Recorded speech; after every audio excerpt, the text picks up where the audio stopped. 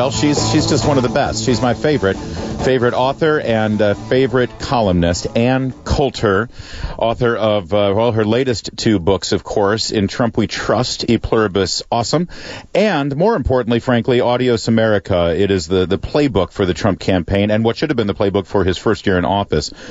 Ann, where's our wall? Why, thank you for asking. It fits right in with this Michael Wolff book. Trump ran the most beautiful campaign, finally raising issues that we've been waiting 30 years for someone to talk about, snubbed and attacked by all the swells and the Washington insiders, and beginning when he got the nomination, but definitely when he won the presidency, he dumped all the people and issues he had supported, hired all the people who hated him and started, allowing Wall Street and, various billionaire CEOs who, again, hated him to bend his ear, giving them everything they want. McConnell and Ryan's issues became the issues of the first presidency, with a few better things, a few good things, dumped all of his issues, dumped all of his supporters. Do you think this book could have been written if the only sources had been, if the only potential sources had been Chris Kobach, Corey Lewandowski, Chris Christie, Pat Caddell, Mickey Kaus, the people Trump should have hired in the White House instead of all of the people who were not his supporters through the campaign. Yeah, and of course, I know that. Listen, I'm happy with the tax law. I'm glad that they got it done. I think it was a good thing. Should it have been the top priority? No, exactly. But you're pointing at that obviously as an example of he's getting praise in this town. If the first time I've seen any praise for President Trump in this town after the Gorsuch nomination was for the tax law and then for yelling at Steve Bannon this week. Yes, and I was flipping through. In Trump We Trust, being nostalgic about this wonderful candidate, and wishing he would read it. And like every other page, I'm talking about his promise to end the hedge fund managers' carried interest loophole. There's no other presidential candidate who would have brought that up. The Democrats get 90% of their money from Wall Street.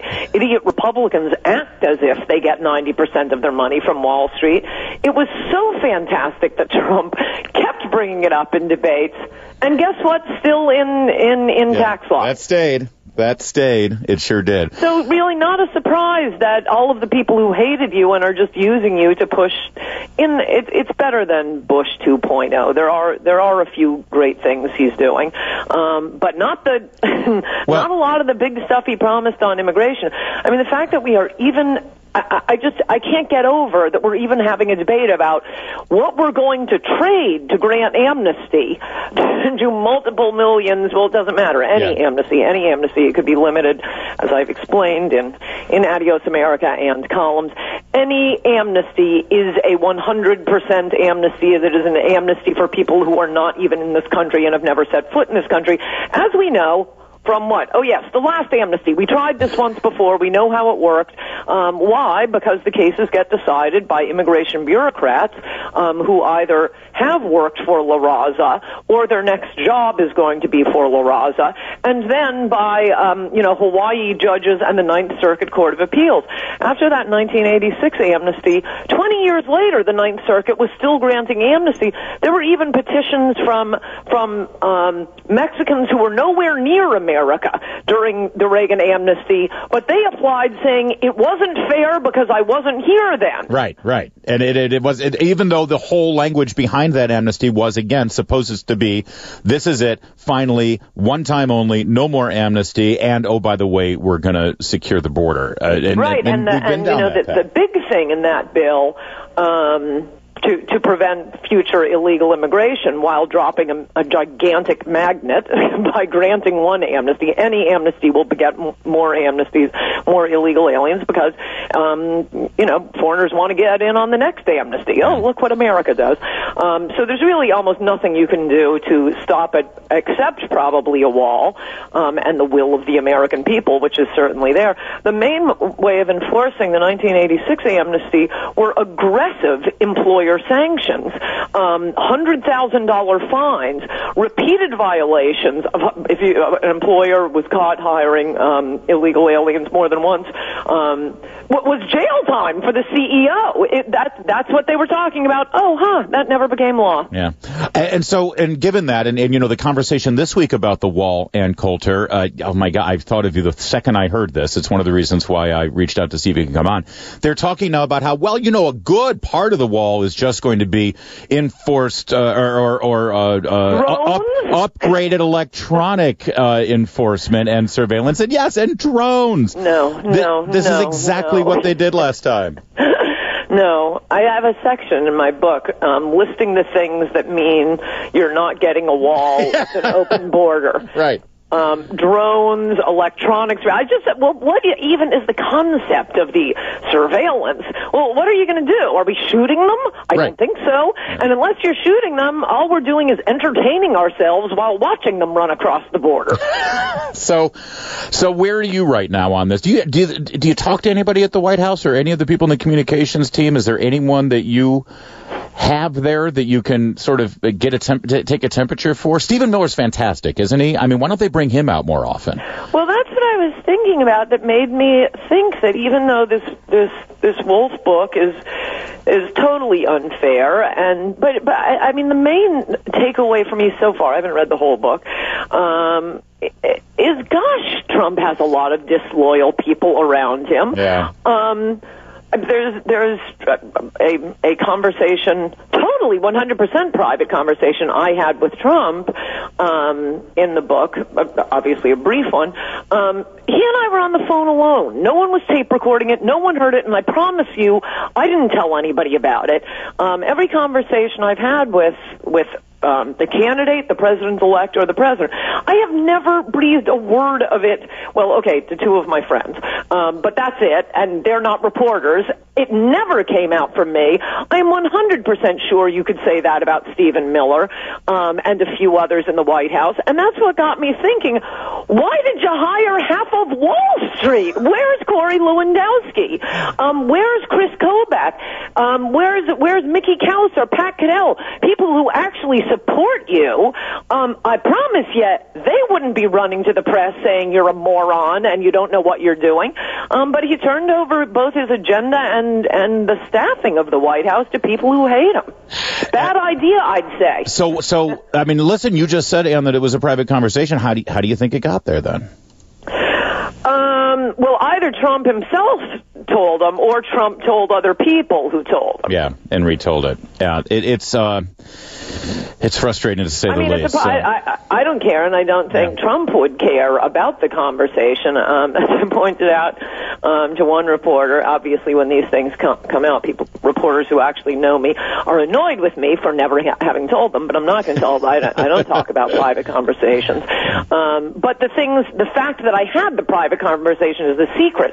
What I told him, I have been screaming from the rooftops. The good thing about me is what I tell people privately and what I say publicly, pretty much a one-to-one match. What you see is what you get with Ann Coulter, and that's actually a very rare thing in politics and in the media, so that's one of the reasons I appreciate you. And you said something this week about this book and about some of the fallout, and that had to do with the president surrounding himself with his family members. I want to explore that with you, because look at how he's being betrayed by so many people. It sort of makes sense to, if you can trust somebody, you can trust your daughter, you can trust your son-in-law, you can trust your son. Doesn't that make sense? Not according to the book.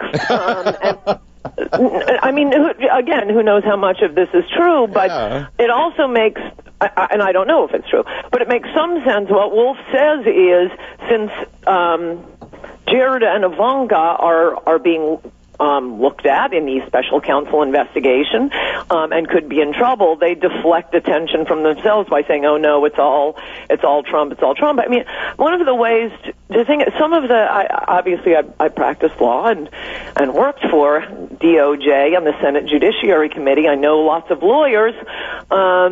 And so I've been quite disappointed in the legal staffing.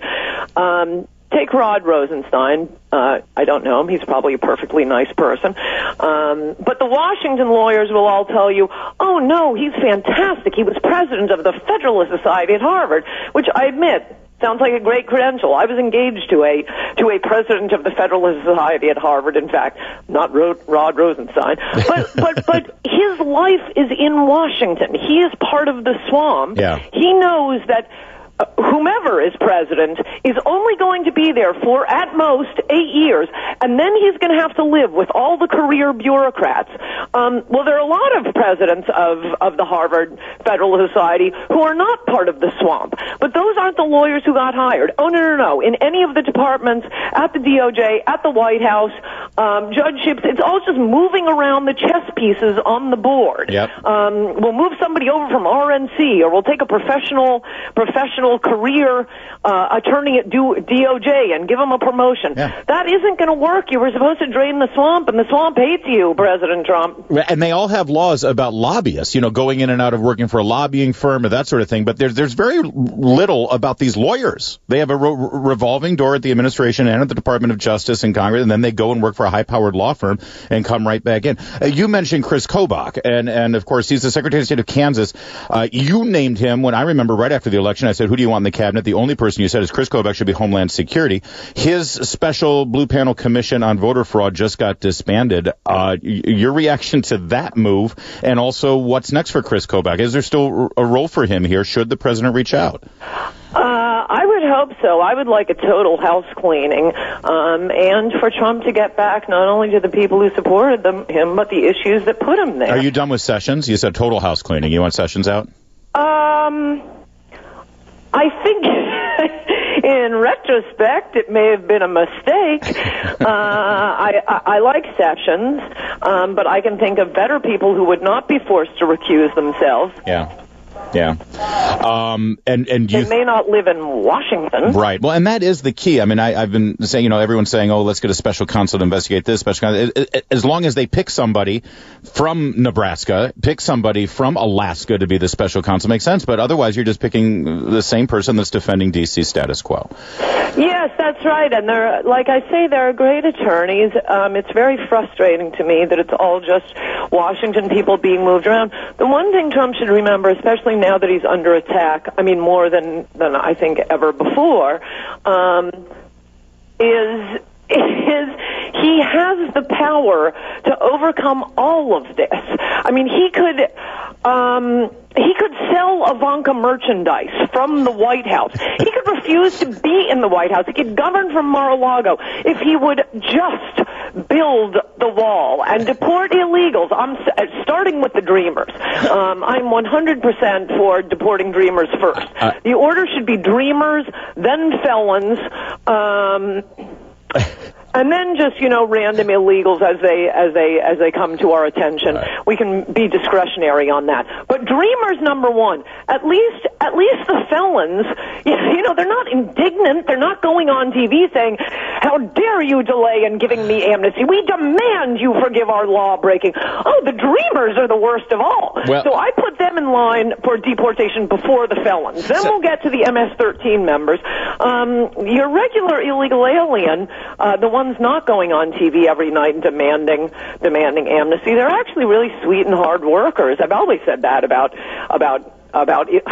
illegal aliens. They're so friendly and they really do work hard. So nobody really minds them. It's the Dreamers who have to go first. In fact, I'd do a spectacular deportation with that guy with the MTV show. He's got a book contract. I would break onto the set of the MTV show and drag him out and deport him. Just, a little deport one to encourage the others. Do you have a little bit more time? I got to take a quick break, but I want to keep. I actually want to delve a little bit more into the Dreamer thing because DACA is everything that's on the table right now in D.C. Everyone's talking about it. They think there's going to be a big DACA deal, and I need you to be a little clearer because I'm not sure where you stand on the Dreamers. So can you stay with us a little bit longer? Absolutely. All right, Ann Coulter for a little bit more on these Dreamers who are worse than MS-13. It's 3:22. Let's check in. Ann, this is what's so insidious and what scares me about all the talk in this town about the DACA deal, whatever it is. They keep using this same phrase. Trump is like Nixon with China. Trump is Nixon with China. Only Trump, because of all of his rhetoric against illegal immigration, he's the one who can make this deal, and he'll be a hero. And I'm afraid that he's going to get romanced by that. That's what I thought about Obama. I encouraged him to build a wall, saying it would be like Nixon going to China. That's true. With a moat. For God's sake, Larry, maybe he is as dumb as the Wolf book says. I'm just kidding. He isn't. This is the craziest. I think of this at least once a week. I see something going on like we're spending Defense Department dollars in order to process transgender members of the military, and I sit back and think, I'm sorry, did I dream that, or did we elect Trump? Just one thing after another like that. But the dreamer deal, I love how the beginning point of every conversation is, well, okay, the first thing we know is we got to grant the dreamers amnesty. And now what can we get in exchange for that? How did we take the craziest, most nation-destroying idea of the left, of all of them? That does it. It's the end of politics. You can give up your radio show. There's no point in caring about anything. It's over. So we're going to start with that one and then negotiate what little favors, what treats we get in exchange for it. Why don't we take a less crazy idea like Bernie Sanders' idea for free college tuition and get all the Republicans and the lobbyists and the president. Okay, first, there will be free college tuition. Now, could we cut this little regulation in exchange? Right. This is the argument we're having here. This is the argument that Donald Trump, a man who's an unlikely president, he was just put in the Oval Office because of immigration. And the first thing we're talking about is how he can make the most spectacular betrayal of his supporters. Oh, he will be, apart from the country being over, which is irksome to me. I don't know about you, Larry. I have a tender spot in my heart for this country. There's no question but that he'll be wiped out. There will be no chance of him running for re-election. He'll probably be removed, and no one will care. But that's the plan. Ann Coulter, thanks for joining us. You got to check out her latest column at anncoulter.com. By the way, we didn't even get to Al Franken, but it is, as usual, brilliant. And we're going to deport the dreamers, starting with Jose Antonio Vargas. That's Ann's plan, and I hope it comes to fruition. Thank you, Ann. Bye-bye.